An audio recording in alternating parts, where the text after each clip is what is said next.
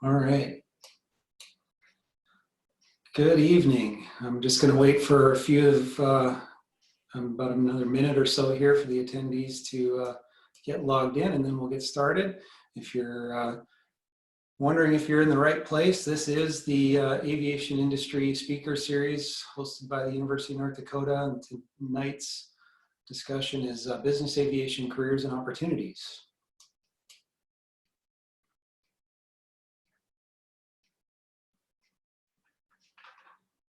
All right.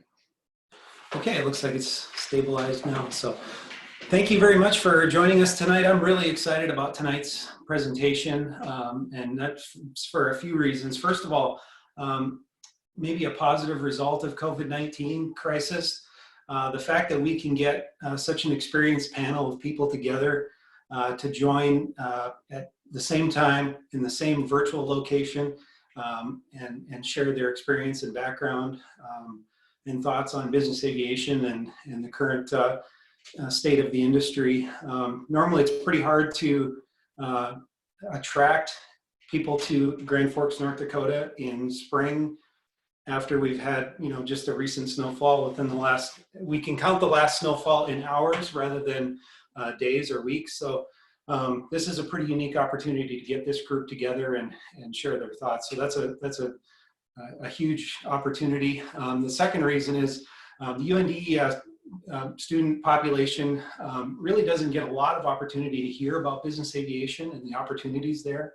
And so this is a really prestigious panel among business aviation, and they have, provided us with a really good opportunity to hear that. So I don't want to take up any more time of the panelists going forward. I just want to thank you all for coming and listening to us. And we're going to start off with a brief discussion of introduction of each panelist, and then they'll kind of go into a brief discussion. So I'm going to start with NBAA's Vice President of Regulatory and International Affairs, Mr. Doug Carr. So Doug, you can take it away.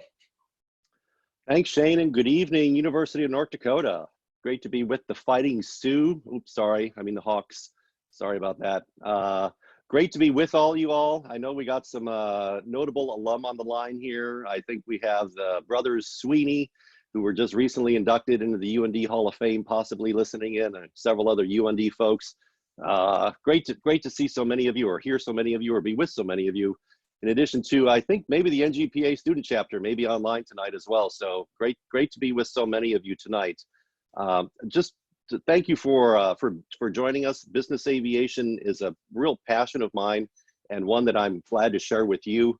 I'll go through just a little bit of my background, and then I'll hand it off to the others to go through theirs as well, and give you a sense of who we are and why we're here. I knew at 5 years old that I was going to be in aviation. By the time I got to college, I knew that I was going to be an airline pilot flying something with 4 engines. And many years later, here I am in business aviation. So I think it's just a testament that following your dreams is important, but don't let the destination outrule any other opportunities you may see along the way, because there are going to be some amazing things you're going to see in your career. I never thought I'd be here when I went to college, but you know what? I can't imagine doing anything else right now because it is so amazing.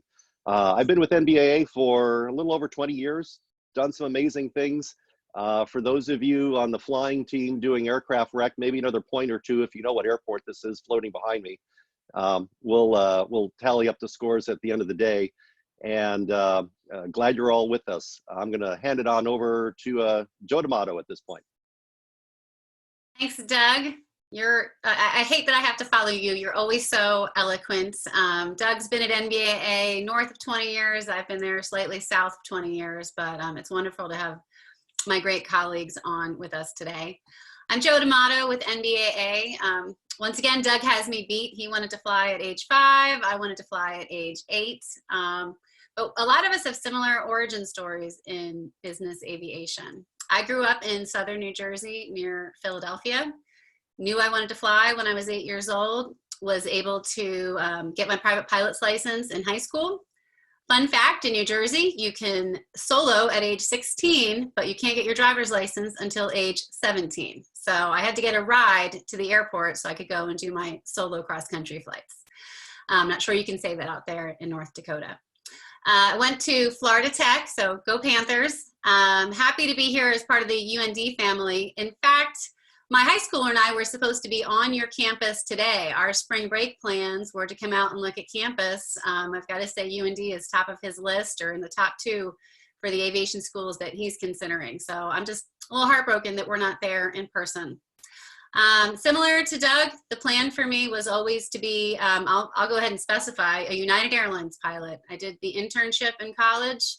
I fell in love with that experience. It was the only goal I had. And when I graduated college and had the chance to look for opportunities outside of flight instructing, there really weren't any opportunities in the scheduled world. And that's how I was introduced to business aviation. It wasn't initially a flying role. It was at a company in Cincinnati called Executive Jet Management that looked like it would have promise to become a flying position. But once there, I realized how much I, 1, loved business aviation, and 2, loved using my aviation knowledge and my pilot knowledge towards some non-flying projects. And so I haven't really looked back since. It was a left turn that I've been pretty excited about and committed to now since last century. I started with EJM in the late 90s. And here we are in 2020, and we're doing some wonderful things at NBAA. We're excited to talk to all of you about and really showcase the wonderful world that are opportunities for careers in business aviation. So thank you for having me. Happy to be here. And I'm going to pass it off to one of your alumni, the amazing Sarah Wolf. Thank you very much, Joe, and welcome everybody. I'm excited to be here. This, unfortunately, is my first trip back to UND, let's say, since I graduated in 1992. I'm excited, though, that I've been in aviation, some part of it, since then, so that's pretty good. My beginnings didn't start at age 5 or at age 8, kind of more in early high school for me. I had an uncle who was a director of maintenance for a company, and he started sending me old aviation magazines. At first, I thought they were going to be great gifts that he was sending me, but they were used magazines. But something in that kind of clicked a little bit, and then I started with the Boy Scouts Explorer group in our area in St. Paul, and they were operating out of Holman Field there, and we did a number of tours around to the Minneapolis Tower and various airports in the region, and it was kind of a great starting point for me to kind of see what aviation was all about. And then I went up to the University of North Dakota. I got a degree in aeronautical studies, which is what it was at the time, kind of a flying degree. I graduated in December, and within 27 days, I moved to the Caribbean. So my flying in North Dakota, training to land on snow and ice and all that stuff worked out really well for me, so well that I chucked it and moved south. I was initially working for a 135 operation down in the Caribbean. They had a variety of aircraft down there, both turboprop and piston aircraft, and I would fly parts back and forth, or people's airplanes that they needed moved around the island. Sometimes during hurricane operations, we would fly aircraft down island to get them out of the path of the hurricanes. I was able, with the FBO there in the 135 operation, to fly all over the Caribbean, which was a really great experience for me, down into South America for a number of trips for local companies in the area. And it really did kind of open my eyes up to just how vast aviation is. I never had a big drive to be an airline pilot. And that's great because I'm not one, but I love what I do. I've been at NBAA shorter than Doug, shorter than Joe by about a year, I guess. So going on 17, 18 years. And I've gotten to do a variety of things there as well. just kind of learning general knowledge about business aviation, transitioning to educational products that NBAA offers. And currently I'm doing security and facilitation, which is kind of a fancy word for Customs and Border Patrol type stuff also. But dabbled in there some unmanned aircraft working up at ICAO up in Montreal on their remotely piloted panel for unmanned aircraft setting standards. So I am very excited to be an MBA employee working in business aviation, and I'm just even more excited that I got my start up at the University of North Dakota. Even though this is my first trip back, sooner or later I'll get back there. Maybe not in the winter. And over to you, Mark Larson, another former alum. Well, good evening, everyone. Great to be with you all, and really privileged to kind of join you for this conversation. For me, a little sense of my background. I really kind of started to, was always fascinated with aviation, didn't have a lot of direct experience with it growing up until my sophomore year in high school when I had to take a career concepts class.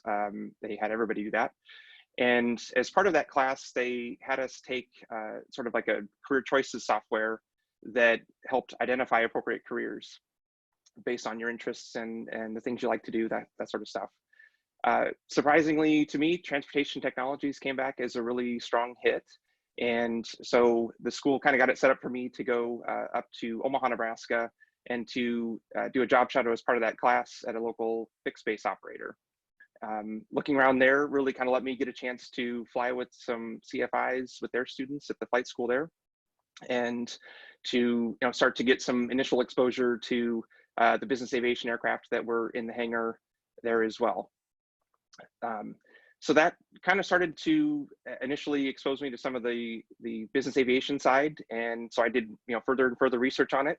Spent time getting to know other operators around the airport, and that led to future opportunities to job shadow and ride along with a corporate operator out of Omaha on a trip that they had to New Jersey and back for the day.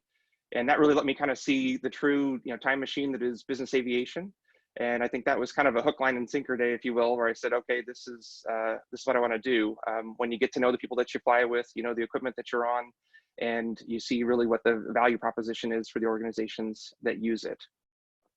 With that, made my way up to UND in the fall of 2000, and really enjoyed my experiences up there.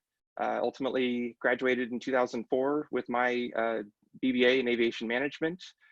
Made it a point though to also get my instructor CFI while I was there, and take advantage of things like the altitude chamber and stuff too, as some great add-ons, not required, but really the stuff I kind of thought to be useful and enhancing as I would enter the career field. I think the thought was always to go become a pilot, that sort of thing. And then through the years of my time at UND, came to learn about NBAA and got kind of plugged into the communication channels that we had at the time, learned about our annual business aviation convention and exhibition that takes place each fall. And so my senior year at UND actually went down to Orlando and attended the convention there, where you really get the chance to see the broad spectrum of business aviation across the board, manufacturers, the operators that are plugged in, maintenance and service providers, a huge spectrum, and I know we'll fill you in more on that through this conversation tonight. But just again, really solidified I was in the place I wanted to be longer term. And then as I wrapped up my senior year, came to learn of the job posting that was at NBAA, and that's really where my start kind of took place. And so being an August grad, did a couple phone screens over the summer with Sarah on the line and Joe's husband, Bertie, and others working at NBAA at the time. And then had really the fun pleasure of a phone call from Sarah as I was in line in the Chester Fritz Auditorium, cap and gown for commencement, to say, hey, we'd like to fly you out for a face-to-face interview. And she had some flight options. And so I said, hey, is there any way you can email those to me and everything? So really kind of a great way to get to meet up with friends and family afterwards, to say, looks like I got an interview in another week or two. And And things really kind of panned out within a few weeks of graduating. I had moved on out to Washington, D.C. and started working at NBAA. Really, my role at that time was taking questions from members on anything and everything operation related, be that regulatory compliance stuff, tax questions, safety or security, you name it. Get a lot of exposure broadly. And now as the times progressed and really had increasing responsibilities and new challenges that came up, where I was able to spend a number of years working on domestic operations issues, helping a lot with our domestic operations committee and addressing some of the regulatory and policy things that they were working to get addressed. And then just a little over 6 years ago, stepped into the safety role. And so that's been kind of my full-time focus for the last 6 years, really addressing what can we do to continue to enhance the safety posture of business aviation, and proactively working with that with our safety committee too. So been with the association a little over 15 years, really loved all of it, and enjoy the people and the passion that really comes to the industry that you see through our committees and through the staff that I really now call friends and everything else too, for all the years we've worked together. So I think with that, I'll hand it over to Steve and he can give a little more of his background. So Steve, on over to you. Hey, thanks, Mark. Hey, good to be with you guys. I have been back to UND. As you see, one of my titles is Director of Standards and Training. So I've convinced my corporate operation that it really behooves us to go to the altitude chamber every 5 years to check out our changes in physiology. And I know most of you are young enough that you say, well, the way I react to the chamber is the way I react to the chamber, but believe me, it does change over the years. So I do get back to UND. My roots are also up there in Grand Forks. I was actually the 4th generation to go to UND of my family. And my folks met up there. My grandparents lived there while I was going to school. So it was really a blessing for me to be able to be there. I also, kind of like Sarah, was not a little less traditional in that my passion at the ages of 5 on was really the space program. And that's kind of what got me thinking about aviation, but still not really, we didn't have any friends that were pilots. I didn't go to the airport. I didn't always want to be a pilot. And then in high school, we moved overseas and I moved from our hometown of Roseville, Minnesota over to Indonesia. And so I got exposed to a lot of travel and seeing the world, and it really kind of put a travel bug in me. But even so, I also love science, and I thought at the time that I really thought chemical engineering was going to be my ticket to a good job and a career. And so I started in chemical engineering at the University of North Dakota in 1977. That's how old I am, yes. Now, there are a few people on this call that are older than me, but I won't call Kent's name out or anything. But there are a few folks that are older than I am, but not many. And so I started in 1977 in chemical engineering, and through a variety of circumstances found that probably was not my passion.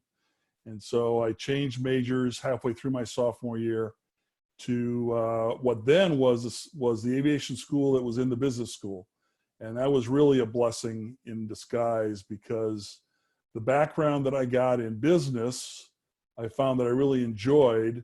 And then of course the aviation courses and the pursuit of a flying career was just kind of melded two interests that I really didn't know that I had at the time. So as several folks have said here, leaving yourself open to opportunity, especially in the business aviation realm, but I think in aviation overall, is really important to be able to open that door when it presents itself. So I took my first lesson in January of '79 and was on the speed program. So by January of '80, I had my private, commercial, and instrument, and also my CFI. And at that time, I could teach with your CFI and your advanced ground instructor. You could teach in the sim. So wet behind the ears, a year and 2 months after I started, I was teaching in the old Frasca simulators. and got my CFII during that winter and spring semester, then started teaching as I was taking classes in the summer of 1980. So I really instructed, and then I graduated in 1981 and instructed till about March of 83. There weren't a lot of airline jobs out there. I kind of knew about business aviation because by that time I had some exposure to the 3M flight department down in St. Paul, but I still didn't know that that was going to be a possibility. So I went down to Davenport, Iowa, and flew night freight back when they had to fly canceled checks around the country every night. So I did that 6 nights a week for about 8 months.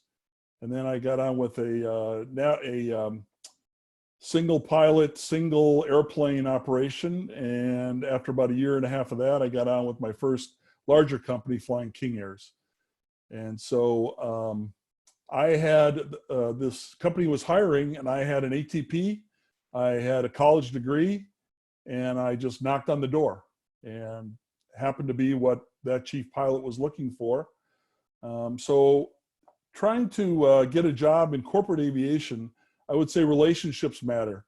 And building those relationships early is really a good way to be hired, or at least be interviewed by some of the top corporations in the country. I was with that company for about 15 years. And then I got hired by Merck 19 years ago.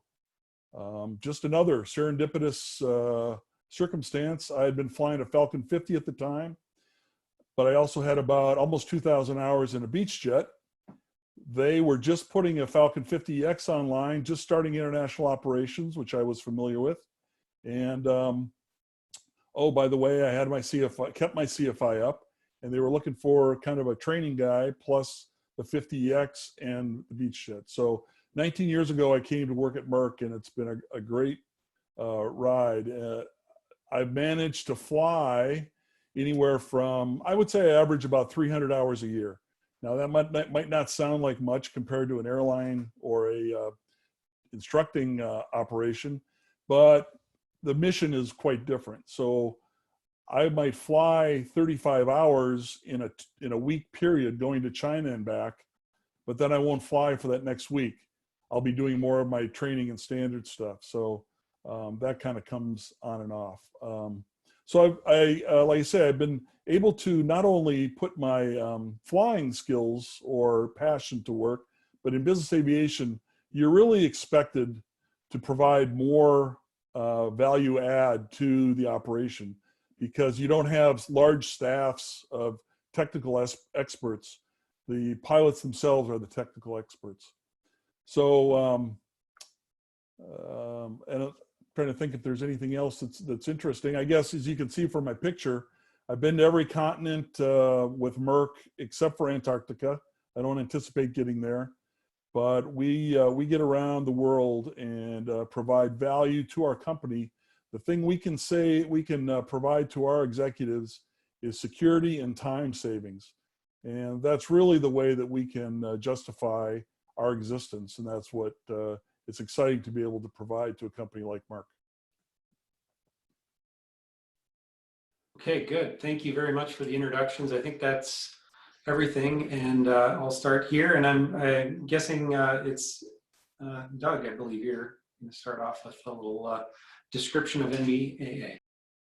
Yeah, thanks, Shane. NBAA, much like other trade associations that I'm sure you've heard of, folks like AOPA or the AAA for anybody who has an automobile, or Steve, your AARP card. We're an association. Very We're funny. here in Washington. Yes, mine's in the mail, don't worry. We're a trade association. We're based here in Washington, D.C. We have nearly 12,000 members that are either owners of aircraft, operators of aircraft, support aircraft in some way, their operations, or just enthusiasts and advocates for the industry. So a really broad, diverse set of members that we're really excited to serve day in and day out. We've been around since 1947 and have played a growing role in terms of domestic and international aviation policy, which is what a lot of the folks here on the team are involved in. My team here in DC focuses primarily on engagement with the federal government, everything from the FAA to Customs and Border Protection to TSA and a bunch of other organizations that help make aviation what it is today.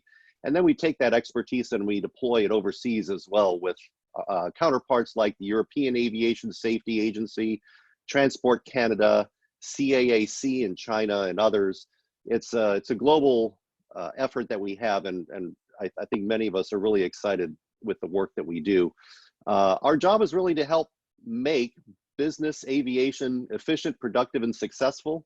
We work to create an environment that will let business aviation succeed in the US and around the world. It's a constant job. And as you heard from Steve's company is a member, and we provide services, insight, expertise to Steve and his team to help their flight department succeed, from policies that help make flying easier to opposing regulations and legislation that we think makes business aviation less efficient, less safe. It's a constant job, and we're right here in the middle of it, day in and day out. The craziness of Washington is somewhat of a daily business for many of us, and I guess we've grown somewhat of a thick skin being here in Washington and so close to the craziness. Let me go to the next slide if I could, and talk a little bit about business aviation. I'll admit that before aviation, I spent a few years with Uncle Sam on a submarine, and when I was thinking about what I was going to do when my enlistment came up, I think the only thing I knew about was the airline world, and that drove my action in order to get involved in aviation. But business aviation for me at that time wasn't on the radar, largely because I didn't know about it. Excuse me. Business aviation is everywhere, and I'm sure up in Grand Forks you see it a lot.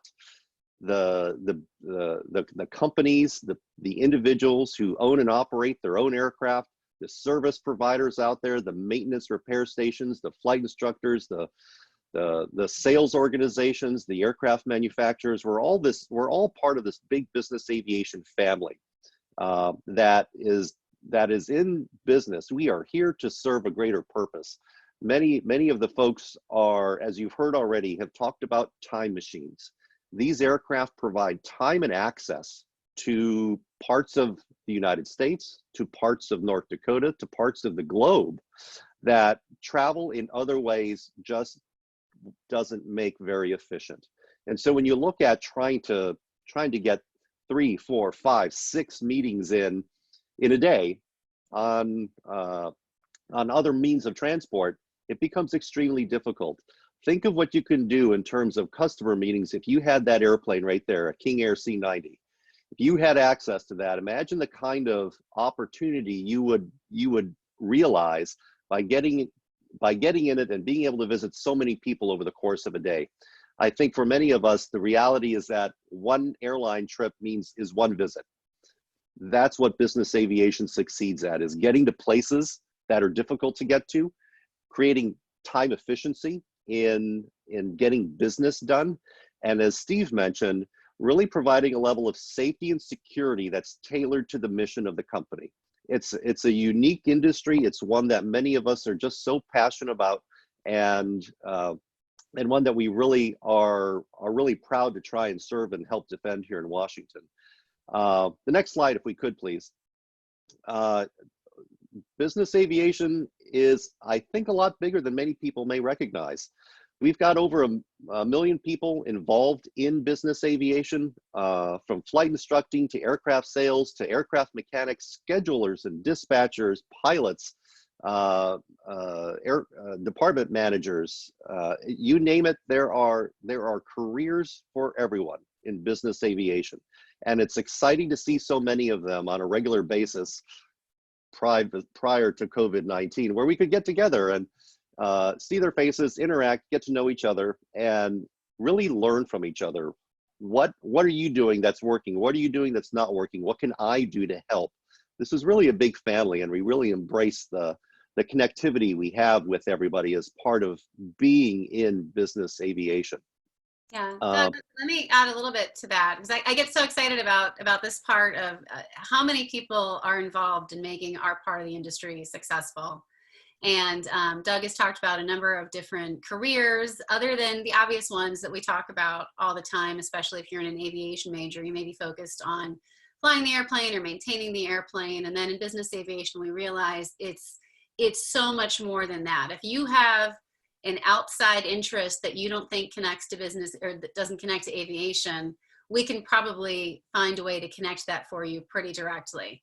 And we try to profile a lot of these through our social media as well. So I would say to this group, a great place to see little insights, vignettes into our members. You could follow us on our Instagram page. Our NBAA Young Professionals maintain a wonderful presence there. If you follow, I believe it's NBAA Photos and then also NBAA YoPro. They, especially over the last few months, have been identifying dynamic young individuals in our industries who fill a myriad of roles in business aviation, including flying and maintaining, but beyond that as well. And it's difficult right now for us. We're a family who loves to get together in person and benchmark and network and engage with each other. We really thrive on that. But I believe, again, that's the power of social media for us right now. It's one of the reasons why we're all together in this room, if you will, on Zoom today. But you can spend a lot of time interacting with us on social media. I know a bunch of you may not be Facebookers, but if you are, you'll find that there's a lot of receptions happening right now. I know, again, our young professionals have been doing a great job hosting meets and chats on in the different Facebook groups. It's a great opportunity to learn from them.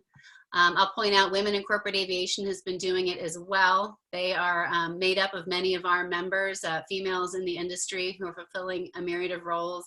And I know they've been doing networking events online a couple times a week. And then also you may belong to one of our regional chapters. I know Jessica Belcher is on. She's a leader with our our Minnesota Business Aviation Association.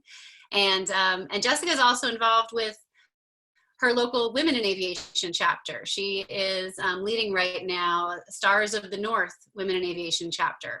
And she's able to bring business aviation outside of our NBAA family and into another one of those groups. So we want to share with you through this the Zoom tonight some of these great business aviation opportunities, but also you've got some wonderful chances after this to go and connect with us on social and learn a lot about the excitement we're talking about. Thanks, Joe. On to the next slide. You can see here that business aviation has benefits that are pretty significant. We generate about $200 billion in economic activity each year.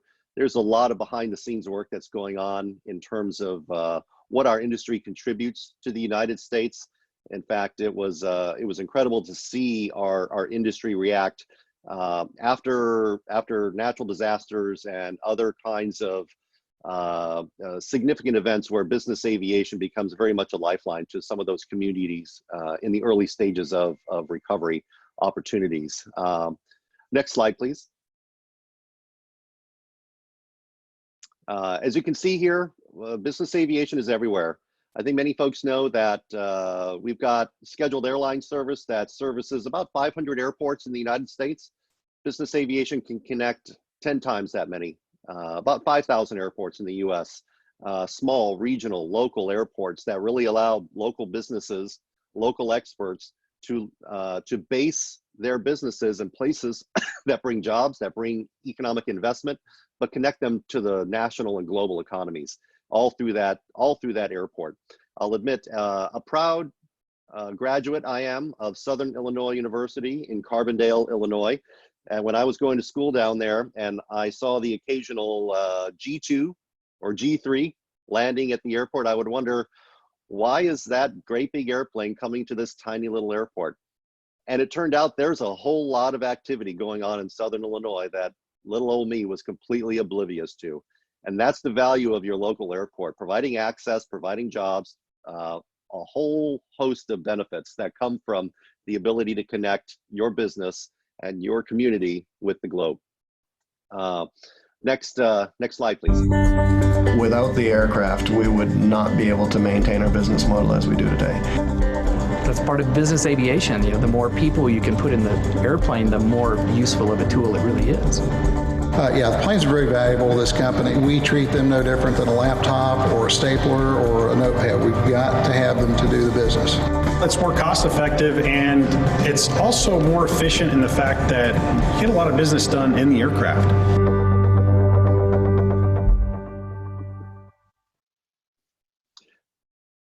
Thanks for that video. Now, Steve may offer that I bet he treats his airplanes a little bit better than a stapler. Yeah, that's that would definitely be so, Doug. Yeah. These airplanes are very well maintained, and Steve can talk about that here a little bit later on. As I mentioned earlier, business aviation is often on the front line of relief efforts. We've been involved with things like the Haiti earthquake, with relief efforts down in Texas following Hurricane Harvey. Usually the first ones into a relief area, bringing supplies, bringing some of that initial relief, the experts, the people, the supplies is business aviation. And we spin up really quickly. We've got a whole project here at NBAA that we launch once, excuse me, once something hits, to get our volunteers engaged and involved, bringing real supplies, real value, real support to communities in need. And it's really just a great thing to see when it's all spun up. I might, go ahead. Yeah, along that humanitarian, I mean, Merck has plants all over the country, as you can imagine. And one of the areas that we do have is in Puerto Rico. So after Hurricane Maria, it was really quite a lifeline of business aviation, airplanes and crews that supplied the kind of some of the first help to those folks suffering it under what happened after Hurricane Maria. I was fortunate enough to make a couple of flights down there. Our company as a whole made 4 or 5 flights down there.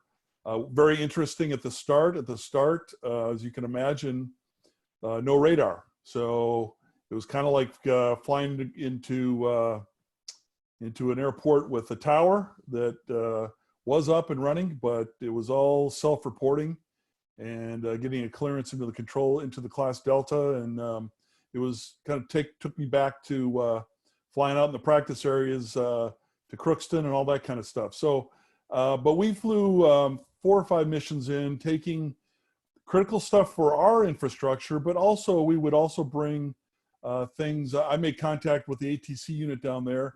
They said, we can't find any ibuprofen or acetaminophen. So I went out to Walmart, got a couple of cases of each, and brought them down to the ATC unit down there. So that flexibility that allows us to be able to bring a quick and overwhelming force really to bear really has helped out in a number of situations. And then I might add, those of you at UND who are in the UAS program, after Maria, I was on the task force at our company to say, okay, we need to be able to deliver critical medications to people out suffering from Maria or a hurricane like that, to the outlying areas via UAS aircraft.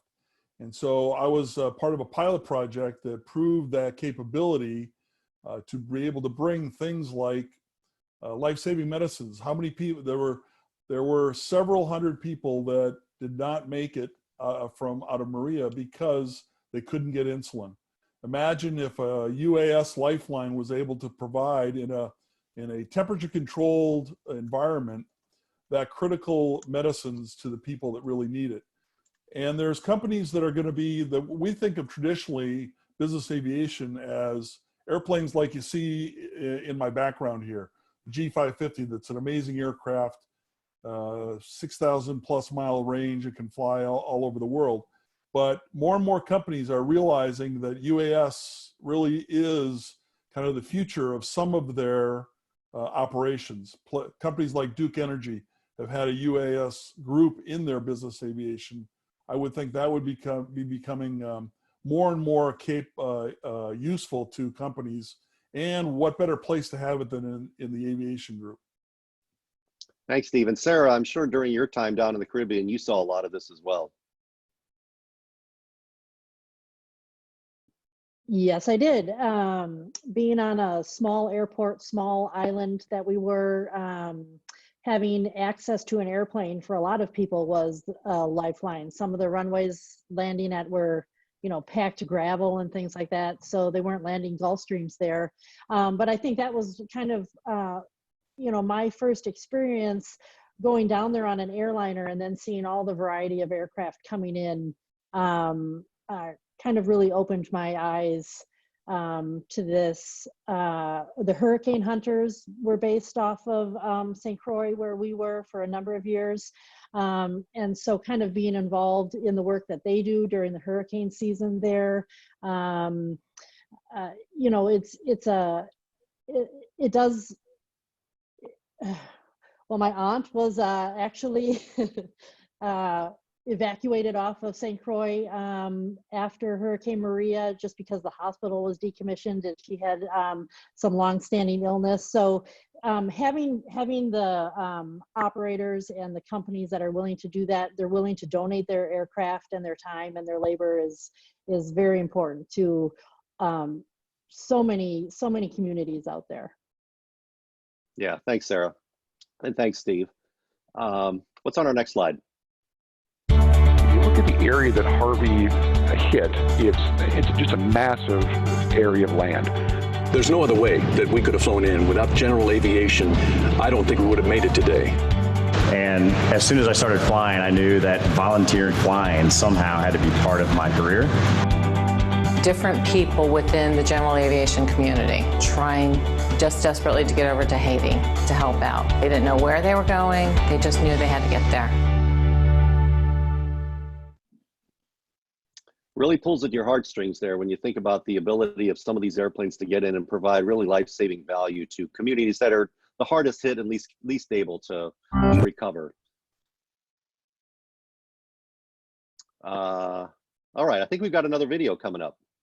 What if one industry could generate millions of manufacturing and service jobs right here in America? One industry offering hope and economic opportunity to small towns that have lost their commercial airline service, strengthening America's businesses, enhancing productivity and communications, and providing emergency relief to neighbors and communities in times of crisis. What if one industry could do all this? Well, business aviation already does. A great clip from some work that we've been doing here in Washington to highlight the value of business aviation. And I think at this point, we're going to take just a quick snapshot at the state of business aviation. When we take a look at what's happening now, to be fair, I think business aviation is not exempt and is not immune from what's happening to the rest of the industry when it comes to the effect on all of us as a result of the COVID-19 virus. Just saw some interesting data today from the FAA suggesting that air traffic activity is down 60 to 70%, which is substantial. That includes all sectors of aviation. And everything that touches aviation is affected. The hotel industry, the maintenance industry, catering, rental cars, airports, you name it, it's being affected by this. So we can't talk about the industry without acknowledging the pretty significant state of affairs that we're in today.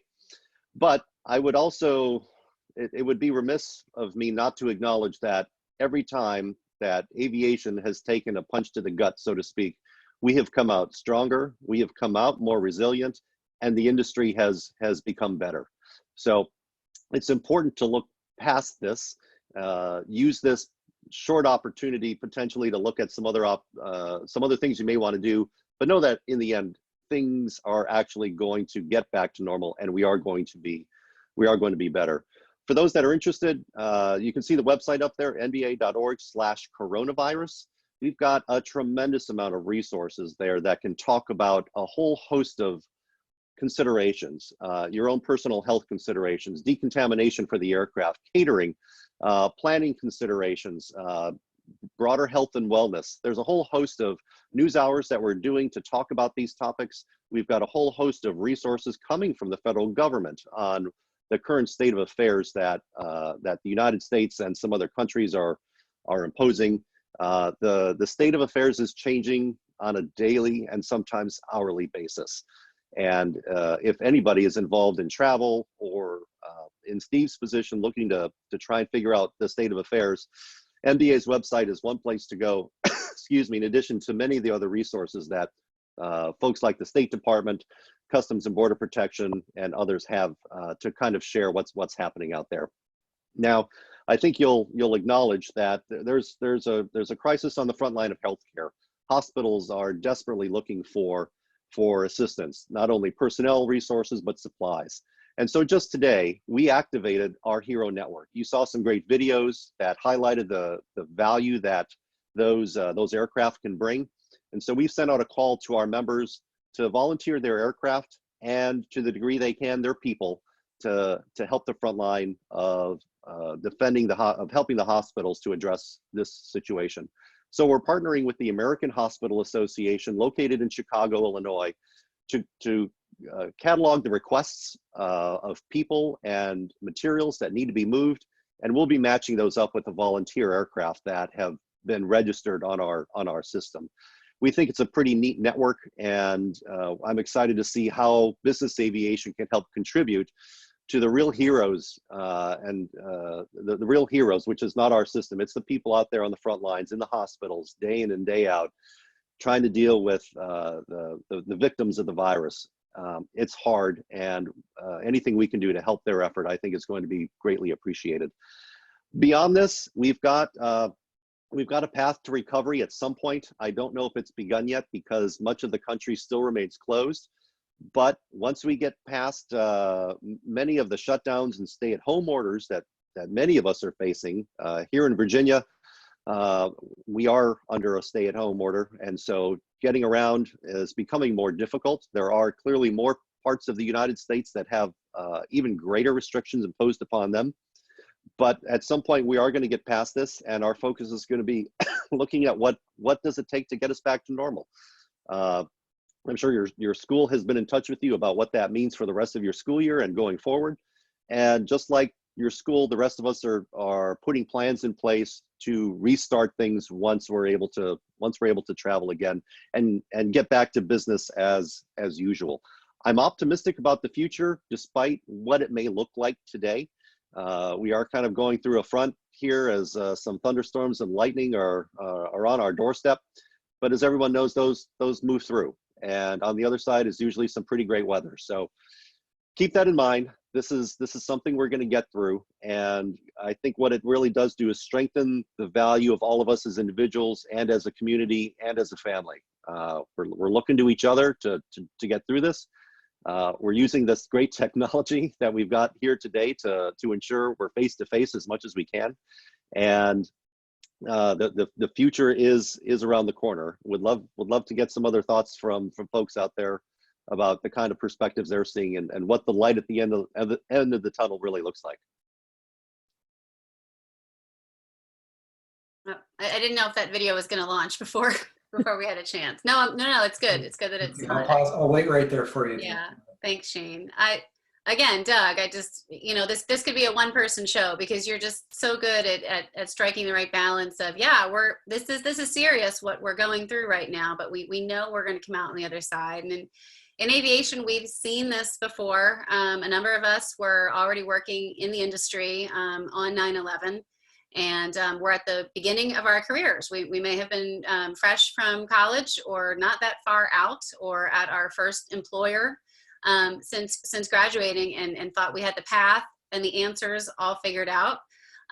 Mark, I believe you were an undergrad at UND during 9/11. So I don't know if you would be comfortable talking about it, but that's just something that you had to weather as a student that the crisis is completely different. It's certainly not a comparison, but I'm sure the uncertainty among the student population and some of the conversations may be similar. Would love to hear maybe your advice and counsel to current students or your perspectives to share. Certainly, Joe, and thanks for kind of teeing that up. Yeah, as you alluded to, I was up in Grand Forks in 2001 that fall, and what really started out as an ordinary day for so many of us was abruptly changed with a phone call from my parents saying, what are you doing? Turn on the TV. And the game plan for the day changed like it did for everybody else. I think at the time, my recollection, certainly flight ops stood down for a period, and I can remember there being stresses thinking about, okay, over the longer term in the semester, trying to get things finished up and to keep things moving on track. The counsel too, I think I would give and feel like I heard at the time was, to take advantage of the time that you have as, while you're there, and the industry recovered and ultimately rebounded to, see what you can do to, diversify sort of your studies, sort of build that broad base. And certainly you're at a great place to do that at UND. So, for me, I had already planned to pursue the business degree. Other folks kind of looked at that and, took advantage of that opportunity to maybe take some other classes if they hadn't. I also looked at it and said, what were the things I could do as, in the game plan beyond my degree to help continue to make me marketable whenever things had recovered. Certainly a lot of anxiety at the time, but, glad to see kind of through it and steady the course. I knew ultimately what I was going to do long term, so it was a matter of staying with it, and I'm glad that I really did. So, yeah, thanks. And if I can jump in, Joe, I think that was a time that is similar to this, but a little bit different, obviously. But I kind of did it since I was in the industry already at that time. I did look at it though as a kind of a little bit of a time to reflect and to really evaluate what I was doing. It's slightly different if you're in school now, but kind of similar to what Mark was saying, see how you can stay active, see how you can diversify a little bit. I decided to diversify off of a Caribbean island and, took that kind of step to look for something new. I did know that I loved aviation and wanted to be within that field. So you kind of have to keep going and keep networking and keep reaching out to people to see who's available to provide some insight or some guidance or support and stuff like that.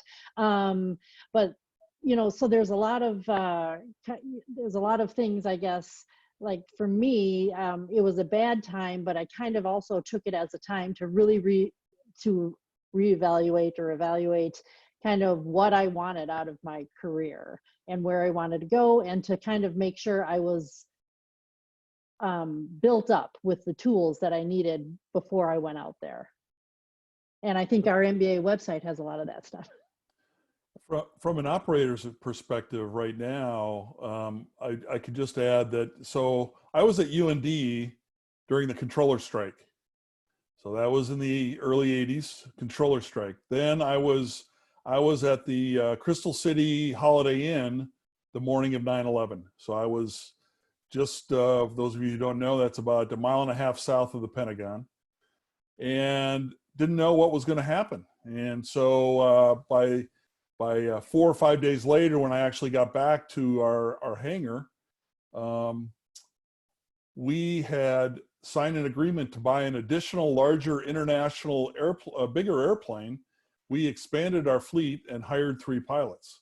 So that was the decision of our board, was we want our top executives to be flying on a secure means. So that happened after 9/11. We really expanded. Now that I can't say that happens to every business aviation, but operator, and we haven't turned a wheel for about 3 weeks at Merck.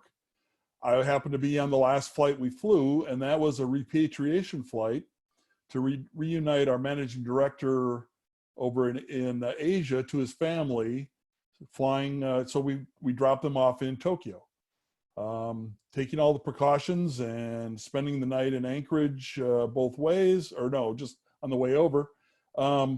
So that was the last time, about 3 weeks ago, 3.5 weeks ago, was the last time our company turned a wheel. And we don't really anticipate flying again.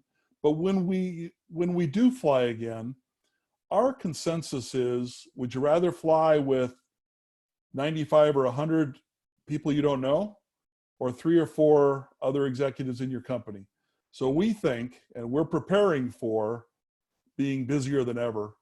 And we think it'll just open the doors to more and more flights by more and more folks deeper down into our company, because the company, us being a healthcare company, does care about its employees. So that's just from my perspective. Great. Thanks, Steve. Why don't we, we're going to show you a quick video here about the whole diverse world of careers in business aviation, which is hopefully what you're here to hear about. So why don't we play the video? All right, let me. They say the sky's the limit.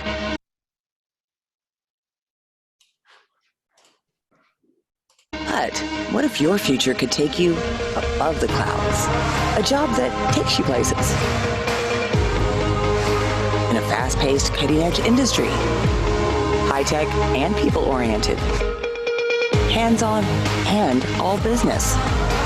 Your future could be a job in business aviation. From the busiest airports to small, rural airstrips, business aviation is just-in-time, flexible travel. Small businesses to the world's biggest companies.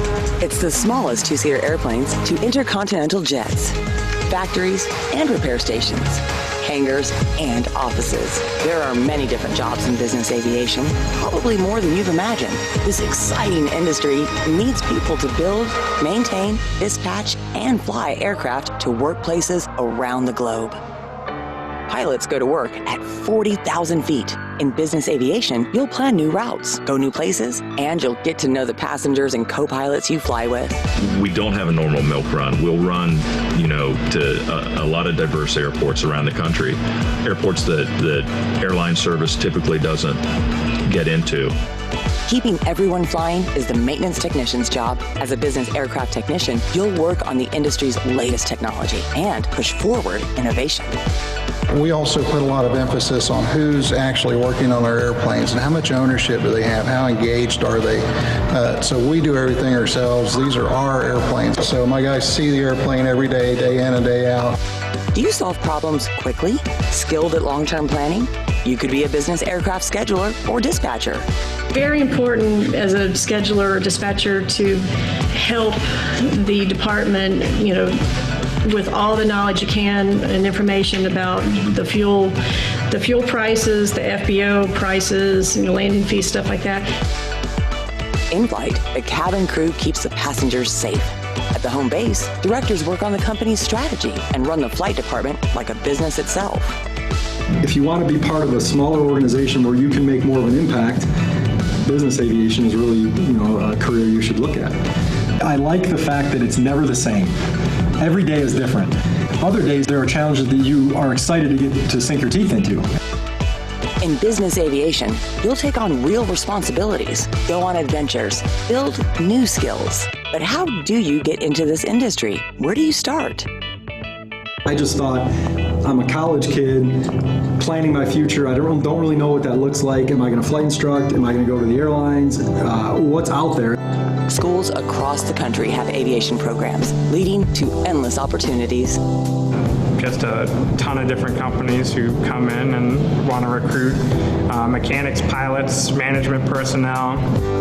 If there's something that's holding you back to get into aviation, overcome it. I would say if it's the financial route, apply for scholarships. And business aviation is where you're constantly having to stay on your toes. You're going to new locations, and it's more reliant on you knowing your information, you being the best form of a pilot you possibly can be. I love it. Yeah, I love it. I love the job. I've had an opportunity to go to a lot of different places, see a lot of different things so far, and I'm looking forward to more. Chances are there's a business aviation scholarship for you. And many operators have internships for pilots and technicians. There are a lot of opportunities in business aviation, and we'd like to show you what some of those are. Your career in business aviation could start today. I never get tired of watching that video. And I've seen it many times, but I'm sure our UND friends are wondering, where was UND in that video? So I guess we're gonna have to get some footage from you. Maybe that can be an assignment when your flight line is operational. You know, send us some good footage, but hopefully you were still inspired by it.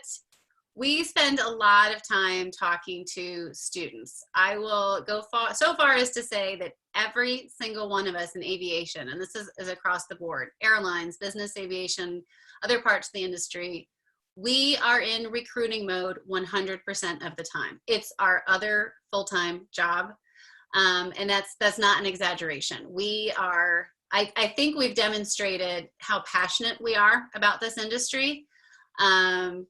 Some of us, you know, we got that aviation bug at very young ages. Others, I know it came a little later in life, but the point is, once you're hooked, you're hooked. And I'll speak from my experience learning to fly in New Jersey and then also at Florida Tech. I didn't have the benefit that I know students do at UND about learning about business aviation. There was a lot of wariness about it. Our professors had a lot of military experience or airline experience, but there really wasn't any middle ground. And so it wasn't a career that I knew I should be considering.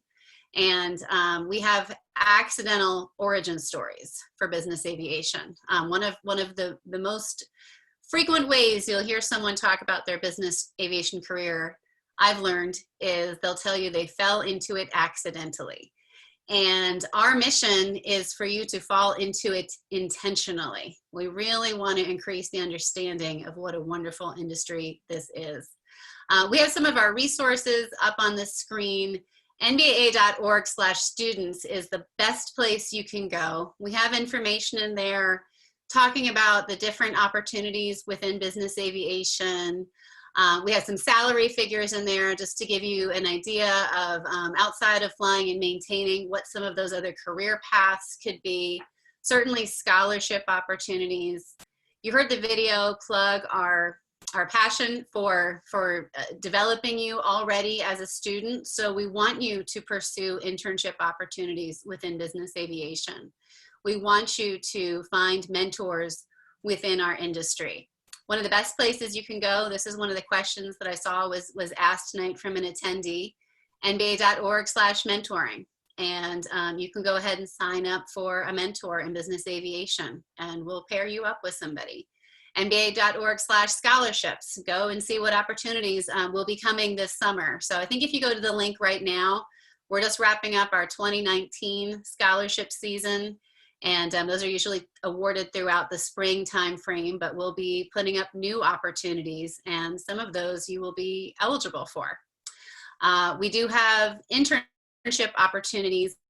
They're a little harder to find. We have internship and career resources up on our website, but we're working with our members to try to find a way to get their internship opportunities available through our site so that you could see a number of different opportunities available at the same time. But definitely work within your, go ahead. Can I just plug also, one of our interns was in our careers in business aviation video, so that's kind of exciting. And then also just back to scholarships, a lot of our scholarships that we do have available are not underutilized, but the chances of winning a scholarship are actually pretty great for our scholarships because people don't know business aviation very much. And so you aren't competing with 1,000 people trying to get a scholarship. So just kind of, if you're looking for some opportunities out there, check out this resource. Right, and some of our best member success stories, their origin stories do start with, I was a recipient of a scholarship. Doug, let's see what other, we just have a few career slides here if we want to roll through them. So, you know, I realize you're all college students. You probably don't need us to tell you that there's other opportunities outside of flying and maintaining, but we've just been having fun with graphics and art, and this is a poster that we've been taking to some of those coming before you, the high schoolers and some of our older middle schoolers, some of those fun graphics. Let's go on to the next slide. Okay, so this is exciting. NBAA does have a magazine that we put out 6 times a year, the Business Aviation Insider. We're really proud that for the last 2 years, we've put out a student edition of the magazine. And Sarah mentioned internships being featured just a moment ago. The Insider Student Edition is primarily written in first person by interns who are themselves college students, written in their voices, and it's written for you. And they're sharing the different things that they've been doing over the course of their internships in business aviation. Elena Hall is one of those people at UND who's been featured in our BAI Student Edition of the Insider. It's wonderful. She's actually comes from a business aviation family. Her dad, Darren, I think might be on also, is at Fargo Jet Center. So it's wonderful when we see these multi-generational stories happening. But the Student Insider was created for you. And I would say, if you have a story to share with us, even if we're unable to feature it in the student edition of the Insider, we have a number of other channels where we'd love to share your success stories. If you have a business aviation internship, if you're the recipient of a scholarship, if you're multi-generational and have that business aviation origin story you can share, if you're involved in a humanitarian effort in your community that involves business aviation, we want to hear about it. And if it doesn't make the annual print edition of the Student Insider, well, it's going to be featured somewhere in our social media, through a web article, through our website. So this is definitely an invitation from me. Elizabeth and Shane have our contact information. We would love to hear from you and get a chance to feature you in some of our future student publications. We also have a student membership, and you can get to that link through the nba.org/students page. It's a great deal. $20 gets you an annual membership, and you get access to a lot of the NBA resources. We want you to know that we have resources for you right now in your collegiate career. And I think we have one more slide after this. I might be wrong, but yep. So I talked about mentoring and internships. I do want to plug the Yo Pros once again. There are young professionals in business aviation. You're at the student part of your journey right now. Regardless of where your next step is at, and we're excited to engage with you. But you hopefully are a future young professional, potentially in business aviation. And that's a crew you can join right away. And it's great for you to be able to benchmark and interact with your peers as you're all coming up in this industry together. At this point, Steve, I'm not leaving you out, but Mark at 15 years with NBAA, Sarah and I 18, 19 years, Doug 22 years. We have a number of colleagues. One of our colleagues, Christy Ivy, is on. She's our regional rep out in the Northwest, been at NBAA for 16 years also. You know, we've grown up in this industry together. And so once upon a time, we were Yo Pros. Steve, once upon a time, you were a Yo Pro. You have your crew, right? And then that's the people that you connect with throughout your career. And just as important as vertical mentoring is, horizontal mentoring, peer-to-peer mentoring is just as important. I don't think most of my good career decisions have been made through my peer-to-peer mentoring and really hearing from those people that came up through the ranks with me, and how we can professionally develop each other. So work on that now. Work on your mentoring peer-to-peer as well as vertical. Along those lines, Joe, from my perspective, the horizontal mentoring, NBA has several conferences throughout the year. I mean, the big one is the BASE, Business Aviation Convention and Exposition, but there's several. My passion particularly happens to be international operations. We have an international operations conference every year. There's schedulers and dispatchers. There's a maintenance conference. There's a leadership conference. These are great places for those of us in the industry to meet our peers, get that horizontal mentoring. Find someone, you know, we're not as experienced in international operations. Maybe someone can come up to me and say, "Can you kind of show us the ropes?" And they can learn through that mentoring. But also we get students coming to these all the time. I know there was a question earlier about which would be the best one to go to. Obviously, if you want to see soup to nuts, BASE is the one to go to. But you can get a little lost in the minutiae sometimes at BASE, although NBA makes a great effort to reach out to students. So BASE really is a good place to go if you like places like Orlando or Las Vegas. But also the other conferences, if you have a certain passion or a certain interest, and all of these others also have scholarships. For example, International Operations has anywhere from $10,000 to $12,000 that they are wanting to have students apply for. Schedules and Dispatchers has even more available. So pursuing those is really a good way to get involved, because relationships, as I mentioned earlier, are very important in this business. I think that's a great thing, Steve. I would also say that the scholarships aren't only just monetary. They're attending some of these events as well. So that's something for them to consider. Exactly. Yeah, there's just so many incredible ways to get involved. And I think, Steve, we want to recognize you as one of our super volunteers. So, you know, NBAA, we're not a large organization, but we thrive and have such a far reach domestically and around the globe because of the support of our volunteer members. So you are joining this special community. Yes, your company may be a member of NBAA, but then you as an individual, a professional in business aviation whose company is a member of NBAA, you're an individual member as well. And here's what makes business aviation different than perhaps that airline choice. And by the way, full disclosure, I am married to an airline pilot. And so we just happen to work on different sides of the industry.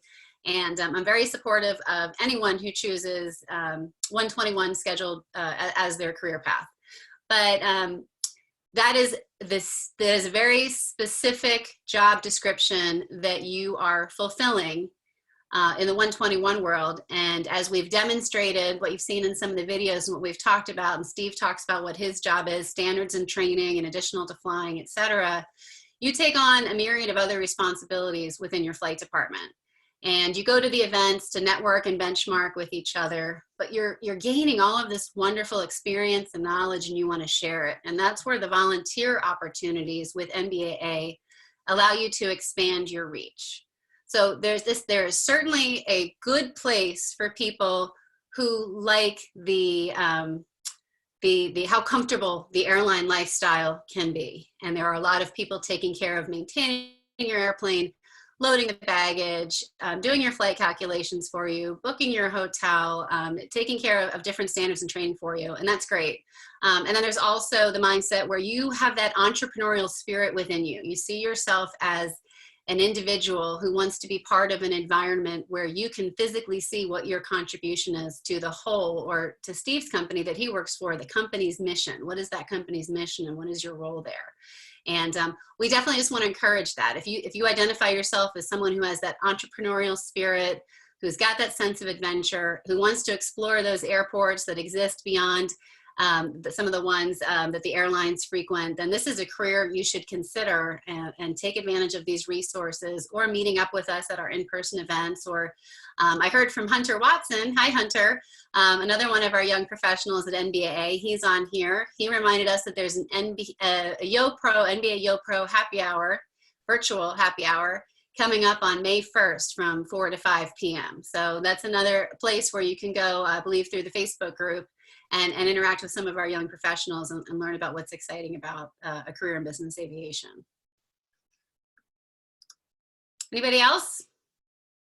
Hey, hey, Joe, it's Doug. I think that maybe, is that the last slide we've got? Yeah, I think so. So let's just acknowledge who's in the room here today. People are at UND because they probably want to learn how to fly, and UND's got a great school. Maybe not as good as SIU, but a very good school. I know, wrong crowd to say that in. Sorry, guys. But Steve, you're the professional pilot in the room. Give us a sense of what it's like to fly the G550 from where you are in Trenton over to Europe. What's that like?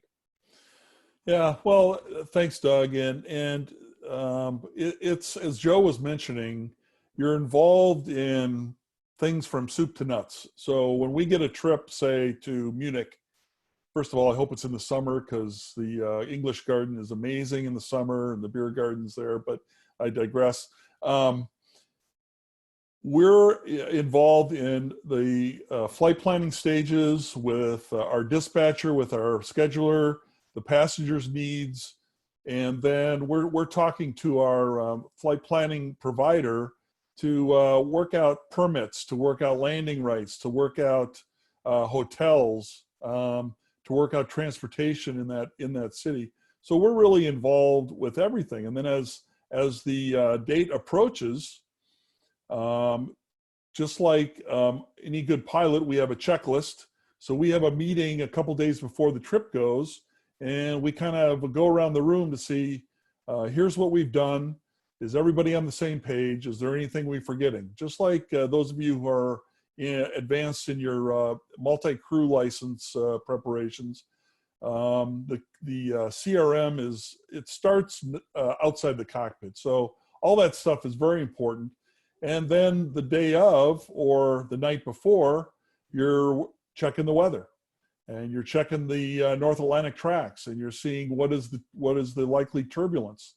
Your flight planning provider gives you a flight plan. But as I say in aviation, I follow those of you who remember Ronald Reagan, the Ronald Reagan School of International Flying. Trust but verify. And so it's my personage, let's put it that way, that's going to be at the pointy end of that airplane. So just because someone hands me a flight plan doesn't mean that I don't check it. So I check that, go over it, and then we fly the flight plan over the ocean. When I started flying 25 years ago over the ocean, it was all via scratchy radio, HF. Now we have all the data link that good money can provide, and we do it much more in a automated fashion, but that doesn't mean that we're not paying attention the whole time. Then when we get to Europe, we have to kind of switch gears, and we're used to TERPs and FAA rules, but overseas we have to switch to ICAO and PANSOPS. Those of you who may have taken a class in international operations, you know PANSOPS really runs the show as far as instrument procedures. So as we shoot the approach into Munich, we have to remember that we're in a PANSOPS environment. So it really takes on a whole new set of challenges, but one that really keeps things interesting. And then after I fly home, I might be able to rest for a few days. I'll go to the local airport because since I have a passion in aviation, I'm also a member of a club that has a 172 and a 182. And my daughter says, "Hey, Dad, can you take me and my friends for breakfast up at the local airport?" And so I'll go do that maybe a couple days after I've flown to Europe. So it's really kind of a passion that really has led into a career, but I keep that passion pretty fresh all the time.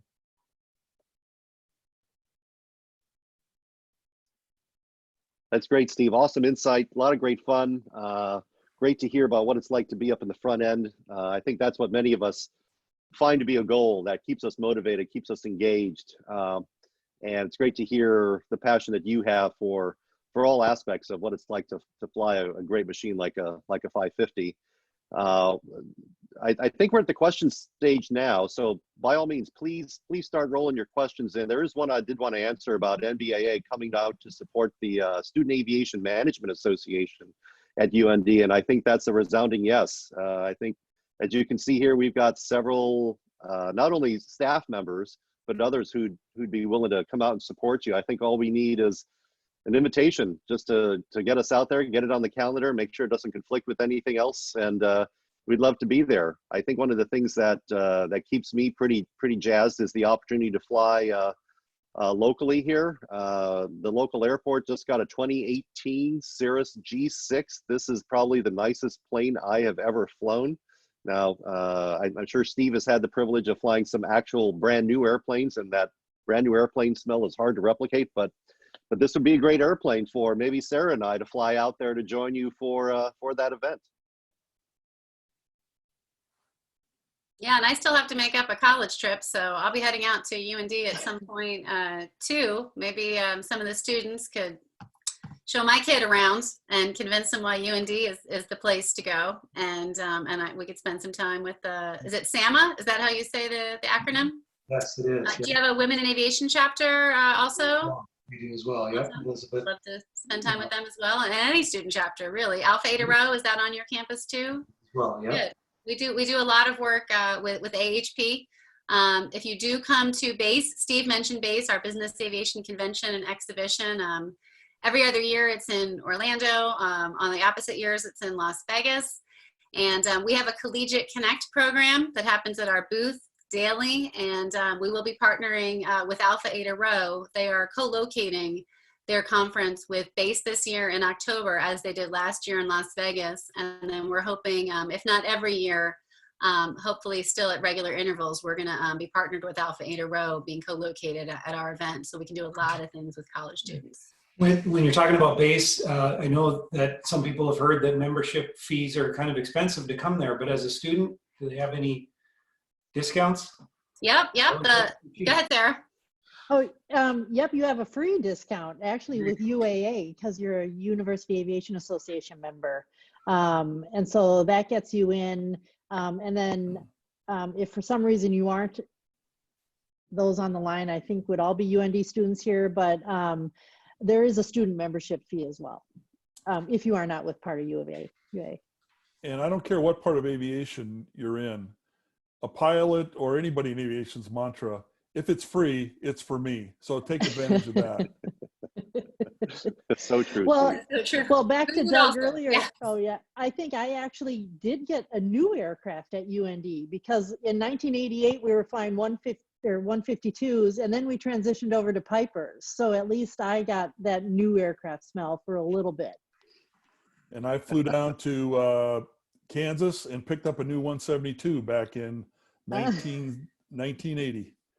Yes, I did. Okay. Great. Doug, we've got a question here, and this is one we've actually been answering a lot lately on our COVID-19 webinars. So I'm gonna throw this to you, and I'll also add what I've heard on some of the calls I've been on. Question is, what is the protocol for corporate pilots to overnight in hotspots across the country at this time? And Steve, I know you said you haven't touched a wheel in 3 weeks, so you probably don't have a protocol in place. I've heard that overnights right now are being discouraged. A lot of trips are being done. If they have to be done, they're considered essential. The desire is to not go overnight. But Doug or Steve, do you want to add?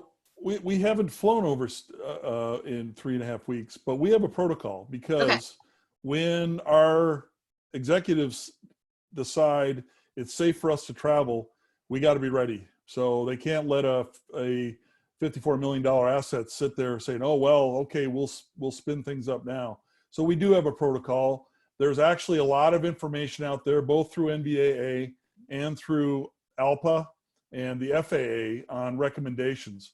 I'll tell you, like the trip that we took 3.5 weeks ago, the hotel in Anchorage had the restaurant was open, but only for either room service or you could pick it up and take it to your room. There was no, the social distancing was already in effect there. Tokyo was much the same with everybody wearing masks. So we have a protocol that involves sanitation of our airplanes. And it really, basically, if any of the PPE equipment that we have in our protocol is not available, it's just like a no-go item. So we do have some protocols. In the hotel, you turn into what we euphemistically call a slam clicker. In other words, you go to your room and you stay in your room. So it's kind of boring, but that's the way, that's our world today. So lots of protocols like that to keep people safe. And on the operational side, there's a variety of challenges for aircraft and their crews to deal with on a pretty daily basis with unique operations happening. I just dealt with a member today who's looking to go to Spain to pick up some humanitarian supplies and figuring out what the Spanish protocols are going to be for their flight into Barcelona. Do they have to remain on board the aircraft? Are they going to be permitted to come into to depart the airport and sleep in a hotel? What about their return to the United States and those protocols? There's just a lot to keep track of right now that makes that international travel, unfortunately, really difficult these days. And so the humanitarian aspect of much of these flights is really important. And we're trying to find ways to make that return to the US as painless as possible. But I think as many of us know, it's a new world for us these days. And it's a moving target, and on the trip that I mentioned 3.5 weeks ago, we started out intending to go to Taiwan because at the time, Taiwan did not have restrictions and that was going to be close to where our people needed to go. During the overnight in Anchorage, And we flew the people there to Anchorage and stayed the night because we didn't feel comfortable sending our crews ahead, positioning them on the airline. So the passengers agreed we'll stay the night in Anchorage. During that night, everything changed in Taiwan. All of a sudden, all foreigners, no go.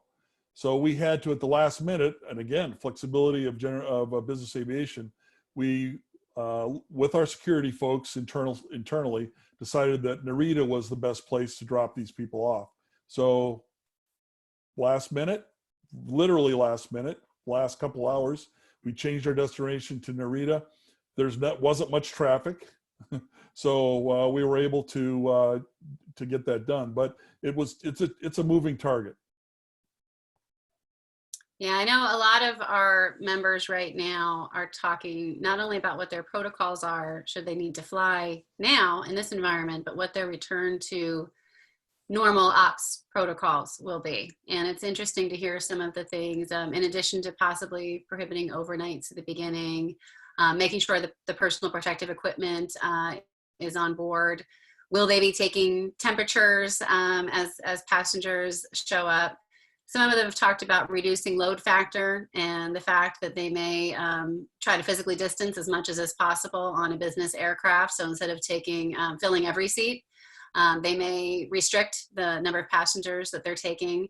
And I have heard that some of them are potentially considering, once they resume service, not flying company employees who are traveling on airlines. And so there may be an airline prohibition for the first 30 days or so as they start using the company asset. So, and not all of our members are working on this, what we're calling return to normal ops protocol, as they are eager to get their airplanes exercised more than run-ups on the ramp.